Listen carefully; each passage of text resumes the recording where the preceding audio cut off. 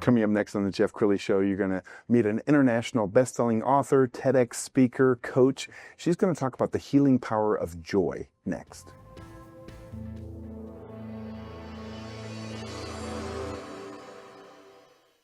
Many are predicting that the worst is yet to come, which is unfortunate, said one person here. Until now, they've enjoyed the reputation of being the nation's icebox. Watched a burglar in his home this morning by webcam. As a journalist of over 25 years, stories are what make my world turn. Reporting live from the Dallas newsroom tonight, Jeff Crilley, Fox 4 News. But in 2008, I took the jump from my familiar life and started a PR firm from my home. We're talking about anyone with a camcorder like the one I'm using becomes a television network. We started slowly growing the company, and we now have over 100 clients, and we've branched into the world of live digital broadcasting. I now own 8 different TV studios and have a huge team, and the stories that I now get to share are sometimes the most important of my life. Life has a funny way of coming around full circle. This is the Jeff Crilley Show. Well, if I started to read the resume of my next guest, we don't have enough time in the day to read all of her accomplishments. Let's just say she's an international best-selling author. She's an international keynote speaker. She's a coach. She's my friend. The great Nikki Cruise is in the studio, and she's going to talk about the healing power of joy. Nikki, thanks for coming on the show. Jeff, thank you so much for having me here. What an exciting experience to be able to share the power of joy and glorify God with that. So thank you so much for having me. Well, if I can, I'm going to cut to the most important part of your journey, because you were in a wheelchair for 11 years and the doctors didn't give you a great prognosis. Tell us about that. Well, for 11 years, I was strapped into this wheelchair with seizure-like spasms 24/7, and I kept knowing that God was going to heal me until the one day the doctor said to me, "It's been too long, you will never walk again." And you were mad at God. I was.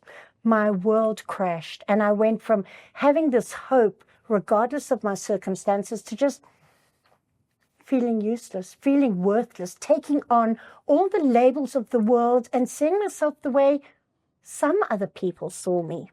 And you're watching a church service, and what happens?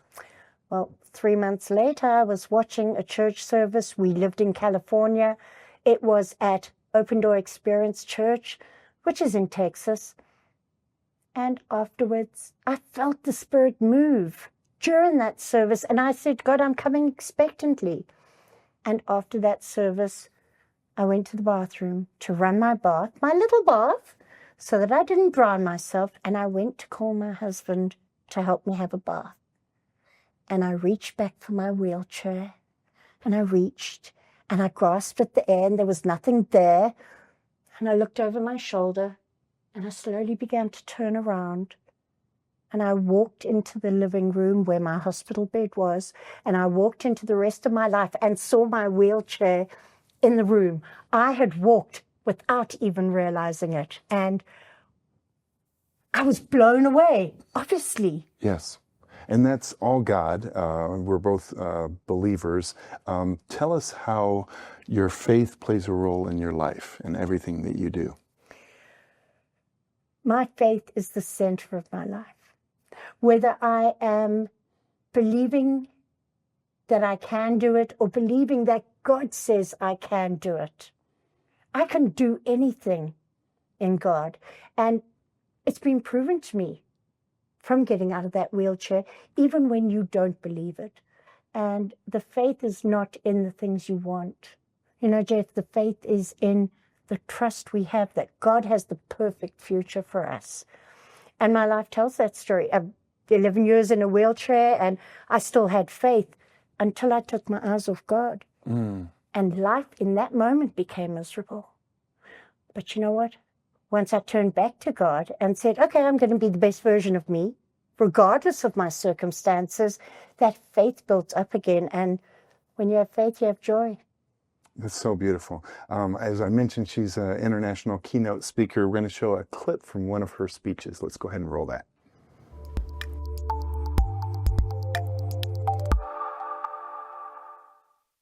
Do you remember when, as a child, you believed you could conquer the world? stood, feeling the grit beneath my teeth, my plump 10-year-old body ready to compete in the competition at school in South Africa. The excitement mounted. I knew I couldn't do the dive properly. However, I was going to do it because I just loved to fly through the air. I saw my dad sitting in the crowded but expectantly silent stand, beaming with pride. And as my feet left the board, I felt the sting of the water. I flopped the dive. But I saw on my dad's face a smile from ear to ear.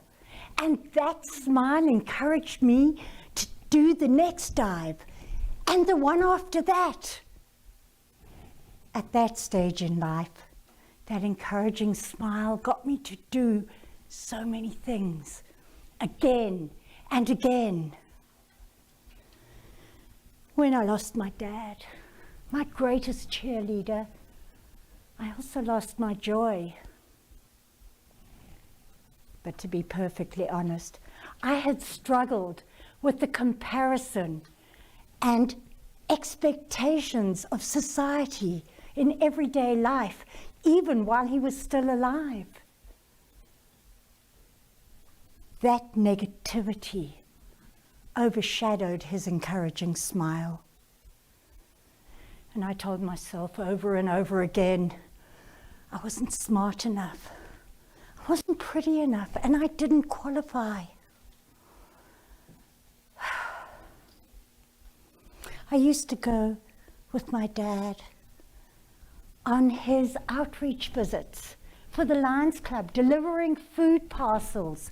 And I was so inspired when I saw the heartfelt connection, the smiles, and the mutual respect over steaming cups of coffee.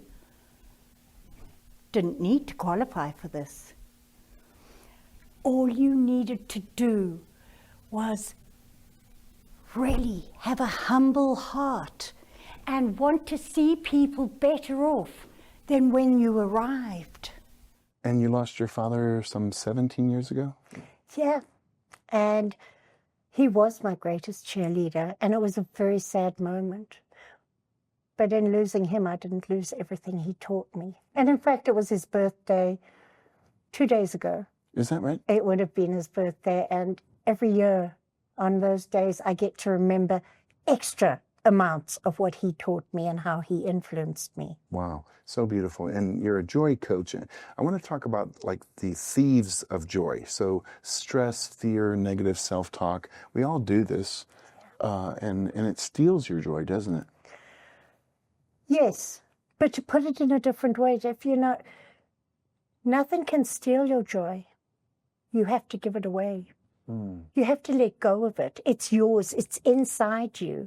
And sometimes it gets crushed and dented and a bit compacted by life's challenges. Yes. But it's still there. So nothing can come in and steal it.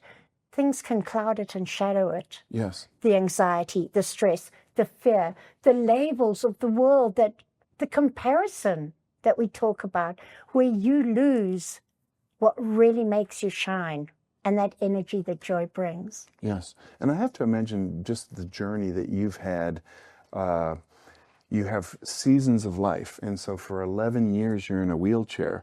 I have to imagine that every day is a gift.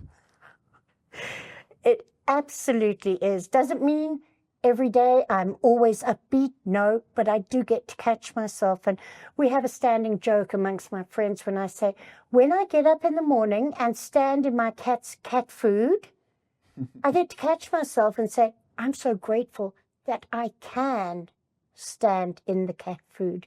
And it takes you to a different level of gratitude, which is really the attitude that brings joy. I love that. And if you think about the things that cause stress in people's lives, sometimes they're insignificant things. It's a quarrel with your husband or wife. It's a very small thing, and it can steal your joy, and you go down this kind of slippery slope, don't you? Yeah. And We get to stop paying more attention to the things that don't matter. Yes. And focus on the things that do. Because when you seek things out, when you focus on something, you see more of it. Yes. If you look for one little speck of joy, you're going to see joy everywhere, in everything. And it's magnetic and it's contagious. And it just bubbles over. It bubbles on other people bubble back on you. So I want to talk about this book, The Gifts of Pain, because the title is kind of shocking. The Gifts of Pain. What did you mean when you wrote that? Well, this was a book that was put together by an incredible woman. And I say she is the binding behind the book. It was her concept. And she gathered 31 authors to share the adversities they had overcome in life.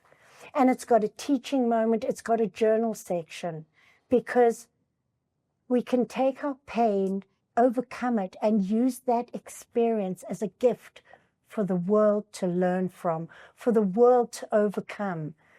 And when we share how we've overcome our pain with somebody else, we're empowering them, we're equipping them, and they know they're not alone.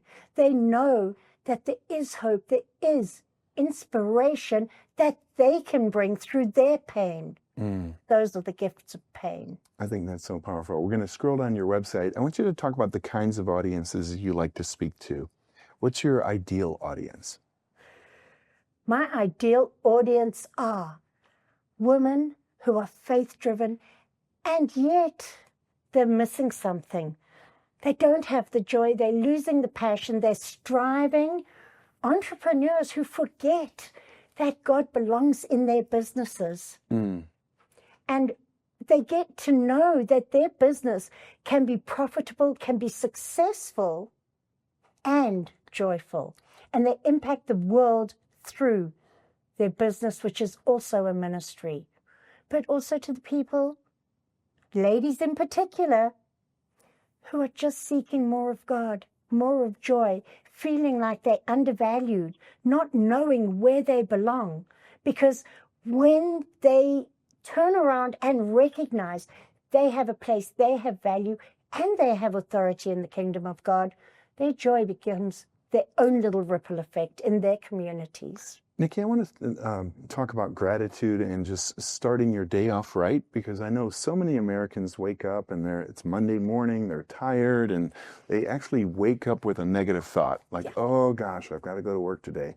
I have to imagine that people like you, people who understand the power of joy, you wake up with gratitude. Yes. Tell us why that's important. So important. And we've got into the habit of, you wake up first thing in the morning, you kind of grab your cell phone and you look at it and you start moaning about all those people who left you messages. So important to start off your day with the gratitude for the fact that you have a new day. You have what you have, be it good or bad in your opinion. You have life. You have an opportunity to move forward, and it will be what you make of it.